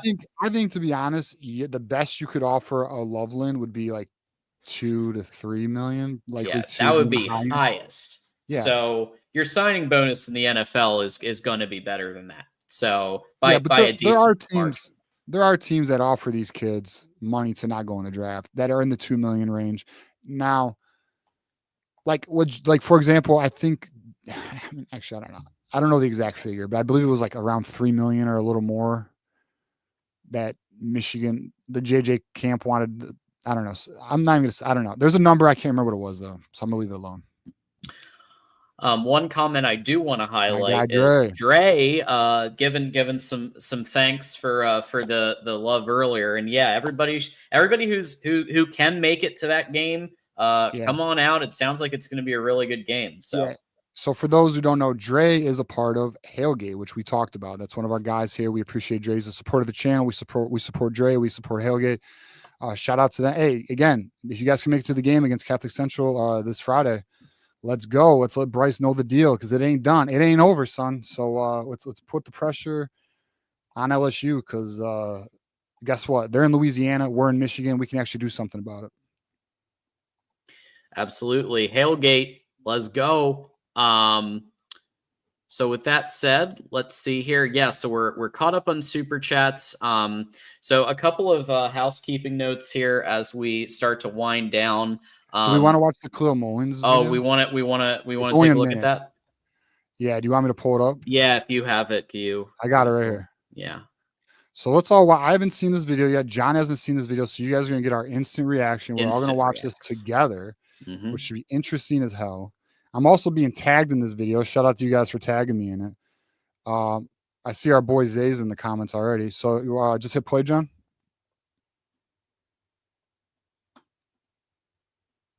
Hey, John. Yeah, just hit the play button right on the. Good deal. Well, did you get an explanation from the staff why you didn't get a carry Saturday until late in second quarter?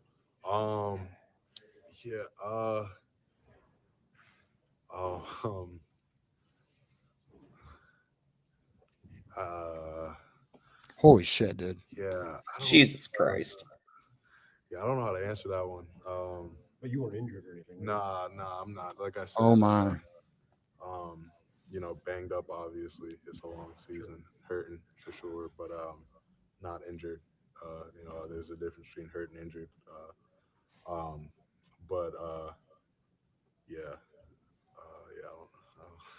Was it frustrating? Obviously, playing on Saturdays and stuff, all of us want to be out there and playing and impacting.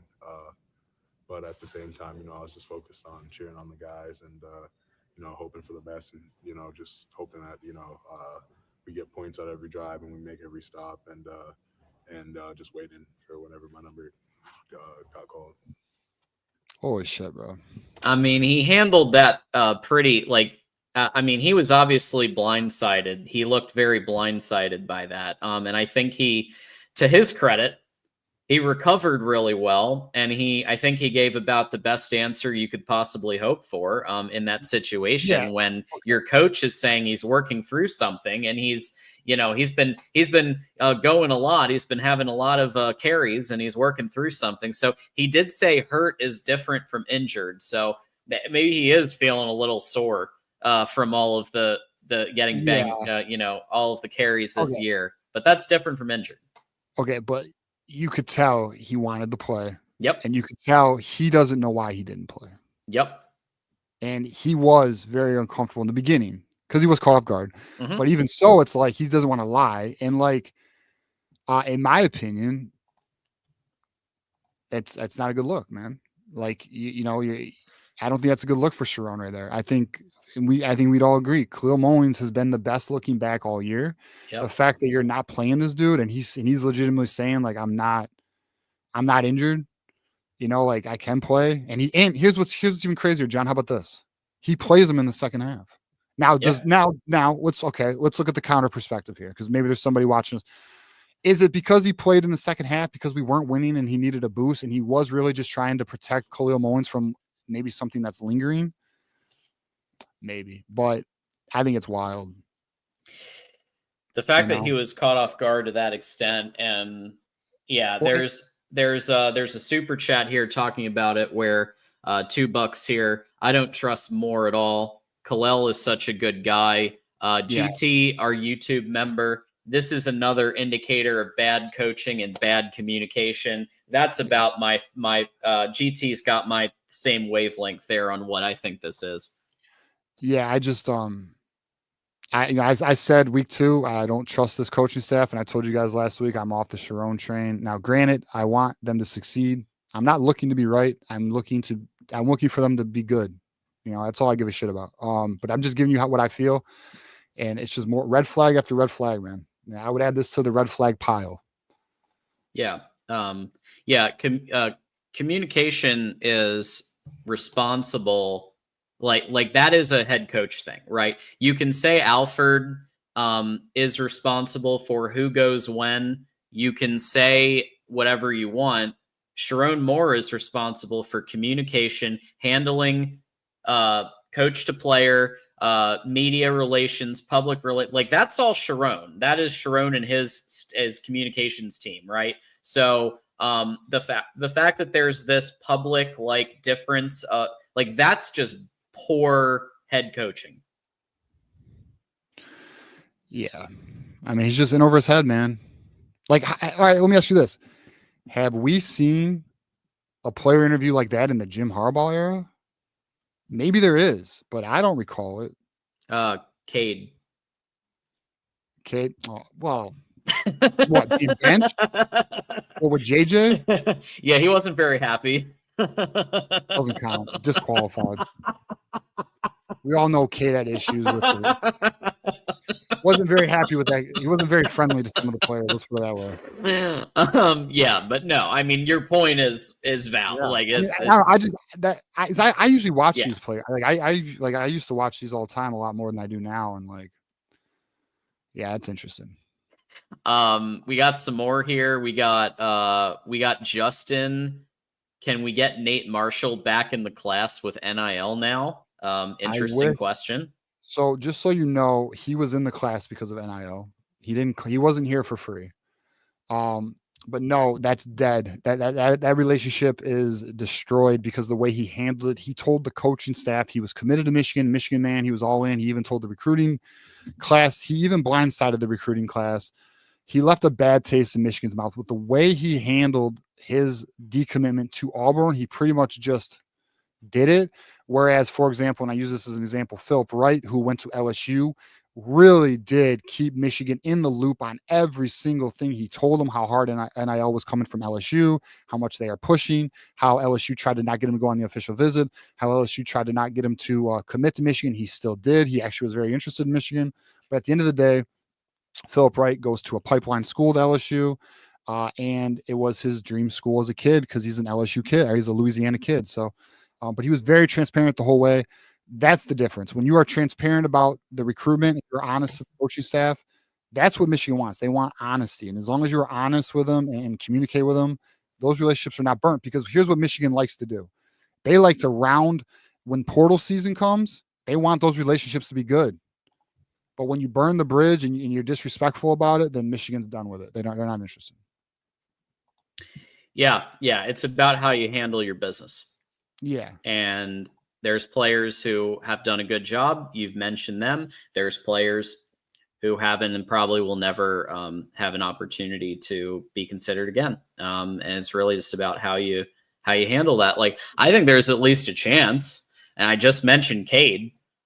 I think there's at least an outside chance they consider Cade again if you know, if he had handled that better, or you know, there are others, right? There are examples I can think of players, but Wolverine Casual here with the 2.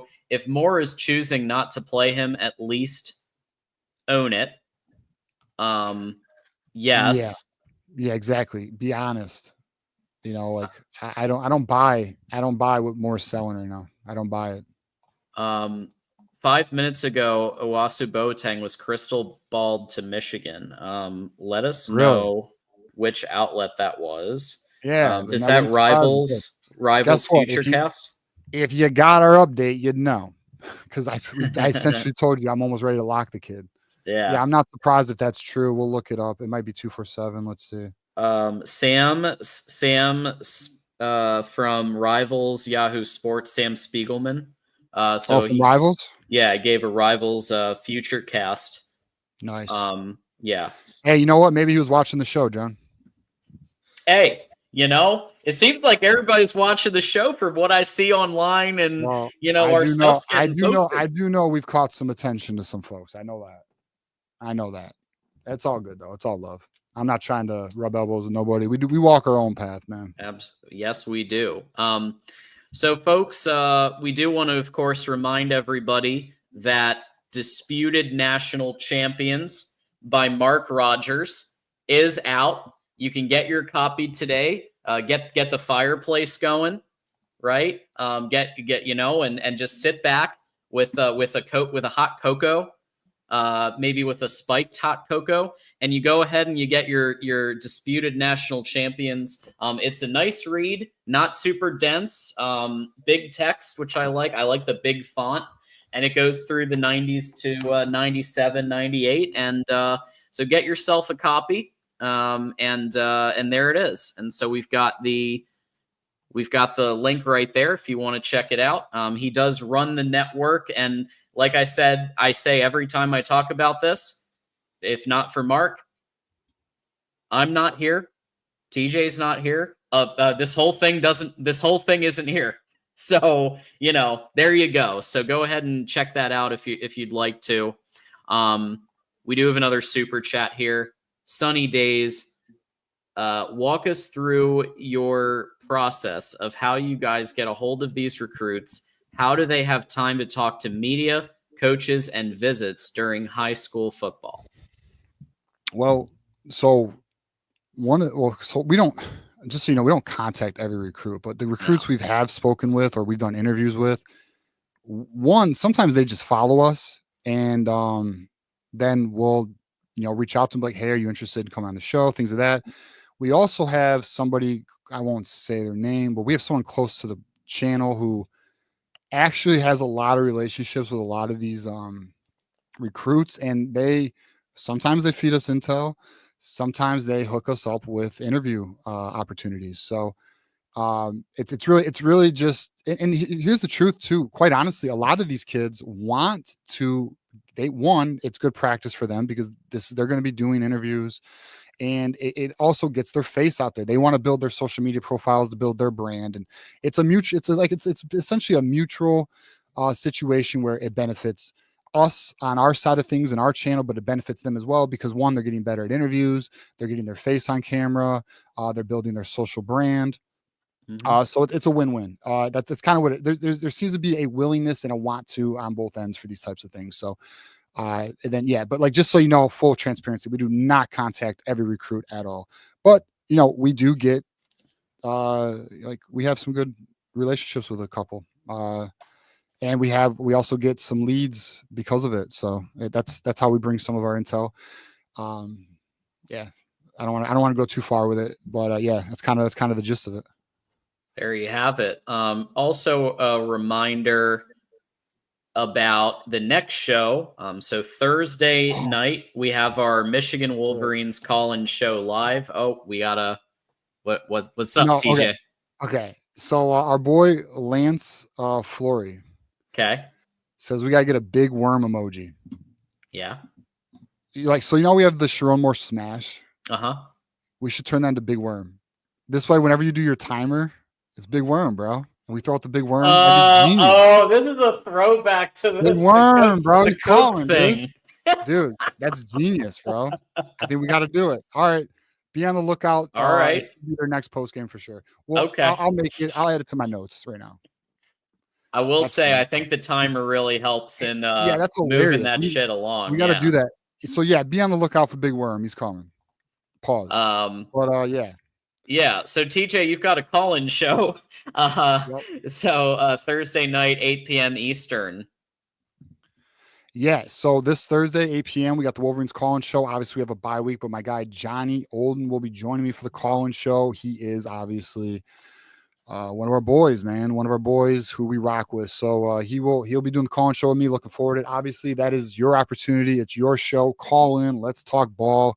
We could talk about the Kalel Mullings interview. We could talk about recruiting, program situation, whatever, man. Let it off your chest.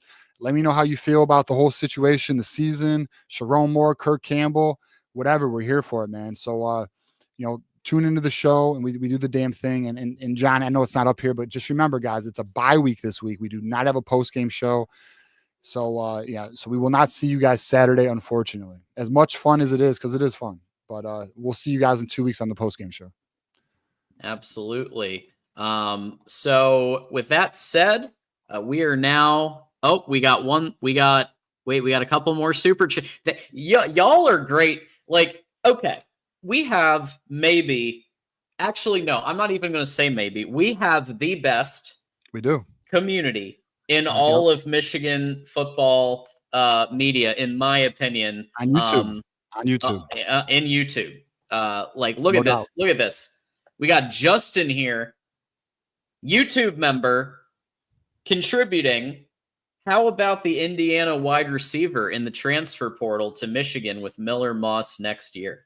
Yeah, Macaulay, I believe, is who you're referring to. And Michigan is already in contact with him. He's a name to definitely be aware of come transfer portal. Last year, Michigan was not playing ball NIL, which is why he went back to one of the reasons why he went back to Indiana. He's a name to watch. Yeah, for sure. I will begin building a portal prospect list, just like I do for recruiting, and we'll be on top of it. That's definitely a name that we will likely be hearing in December. For sure. Yeah. I mean, look, when you get someone like Miller Moss, you got to get some weapons as well. I think it's reasonable to expect whoever is the quarterback that they go after, they're going to go after a wide receiver to match, right? And if it's Bryce, they're going to try to get Meadows. If it's Miller Moss, they may go after the Indiana wide receiver. They may go after somebody else, but I think a complementary weapon to help him out, I think that makes a lot of sense. I fully anticipate more than one wide receiver. Yeah. They want to revamp the room, just like quarterback room. I anticipate an aggressive quarterback room juggling this offseason. And here's one from one last one from Nick here. Strippers, coke, and blunts, baby. There you go, bro. There you go, Nick, our recruiting director who was applying for the job of Michigan. Hopefully he gets it. I think he's on the right path. Yeah, he is really putting in that work here. So thanks to Nick. But thanks to literally everybody who yes. What a show, John.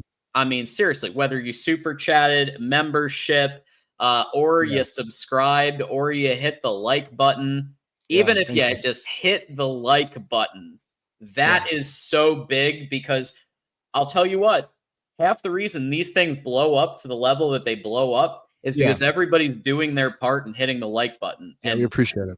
Because it really does do a lot to promote these live shows out there. Yeah. And John, because tonight's show was so good in terms of the contributions, let's just give a shout out one last time. We'll go Detroit Kyle, shout out to you. Sunny Day, shout out.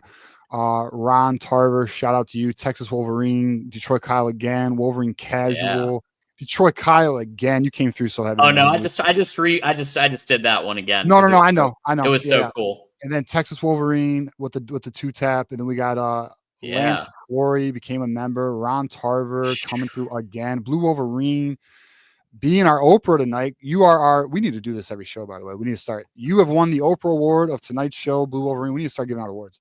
Wolverine Casual with another contribution. Doreen has been a member for 4 months. Our good friend and Buckeye. Unfortunately, she has a bad taste in teams, but we don't hold it against her. Wolverine Casual again. C4 is a new member, although he's been a member previously. Shout out to you, man. And then our guy A. Hey, man, if you got a social media, by the way, you can DM me and let me know what you know regarding that. Nick, if you want. If not, no big deal. Shout out to Nick, our boy, who is the recruiting director, auditioning. And our boy Moose. And then Julia's coming through. Ramez, our good friend who calls in all the time. Moose. Yep. Adam Lamparello doing the damn thing. Shout out to Nick again. Wolverine Casual, GT, another good friend. Wolverine Casual again coming through. Justin, Wolverine Casual, Sunny Day. Shout out to Justin again. Nick, our boys, everyone just coming through. Shout out to all you guys. Honestly, thank you. It does mean a lot to us. We understand you work hard for your money. We don't take it lightly. We greatly appreciate all of your contributions to the show, and it will not be taken for granted. I can assure you that. We are humbled and honored that you guys choose to rock with us, and we are extremely excited for the potential and the future of this show going forward, because we will continue to keep giving you our best, and that's our promise to you. Keep bringing the heat, keep giving our best, and also riding it out through this season, onto the off season, and doing the damn thing. So shout out to all you guys. We appreciate it. And thank you, John, for another great show, man. Appreciate you too, my friend. Likewise. And of course, you can follow us. You see the handles here. You see the handles down below there. John Diadamo, TJ_Ronin. So go ahead and give us a follow. There's a lot of interesting stuff that we'll post about. TJ's got his GIFs and his emojis, and that's been going nuts. That's been really taken off. It's been pissing a few people off, but oh well, you'll live. But at the same time, it's a lot of fun because if you watch us, if I do throw an emoji out there, or I'm sorry, a GIF, I'm likely bringing it up on the show and giving you a reason why I did what I did. So again, shout out to you guys. Appreciate everyone following me on the socials. Yes, likewise. My social's been going up, and it's because of some of you guys hitting follow, and I really do appreciate that. So definitely keep that rolling. So follow us. Definitely subscribe, because the more that you subscribe, we are getting there, guys, to being the most popular team channel. We're 810 away, last check, and it's probably gone down even more since then. Yeah, so we're like 780 now, I think. Wow. Or 790. Either 80 or 90. But we're now in the sevens, man. So we're doing the damn thing. Thank you everybody for subscribing to the channel. If you are not subscribed and you F with us, or you enjoy the content, please subscribe. We greatly appreciate it. Absolutely unbelievable. If you hate, or if you are a lurker from a different team and you hate Ohio State like we do, please subscribe. A subscription to us is an L to them, and everybody likes to see Ohio State lose. Facts. FACTS facts. Well, that's going to do it for us tonight. Thank you all so much for being here. And until next time, it's always go blue, and we'll see you Thursday night. Go blue. We're going to end also, before I forget, with a note from our founder, our owner, Mark Rogers, voice of college football. Let's go. College football is even more exciting with some action on the line. And the games are even better when you're cashing in. And the voice of college football is the place to be to get the greatest value. Let's start with my picks. 75% against the money line, 58% against the spread. I've got a 40-year track record. In fact, in 2023, at $100 played per game, you would have netted over $9,300. And guess what? I'm just the warm-up act. Steve Merrill, our ace in the hole, show stopper from Wager Talk. 6 years with the voice of college football, over 30 years in the industry. Steve gives us analysis on all the big games, But you can't miss Steve's weekly Under the Radar pick, which went 21-5 against the spread the last 2 seasons. I repeat, 21-5 against the spread. You also get picks from some of our top analysts here at the Voice of College Football, including Steve Dace and Matt Zemek. Become a YouTube channel member or Patreon member for just $99 per month. Go to the main channel on YouTube, click join, and select the betting tier. Do the same thing on Patreon. Make 2024 a winner now.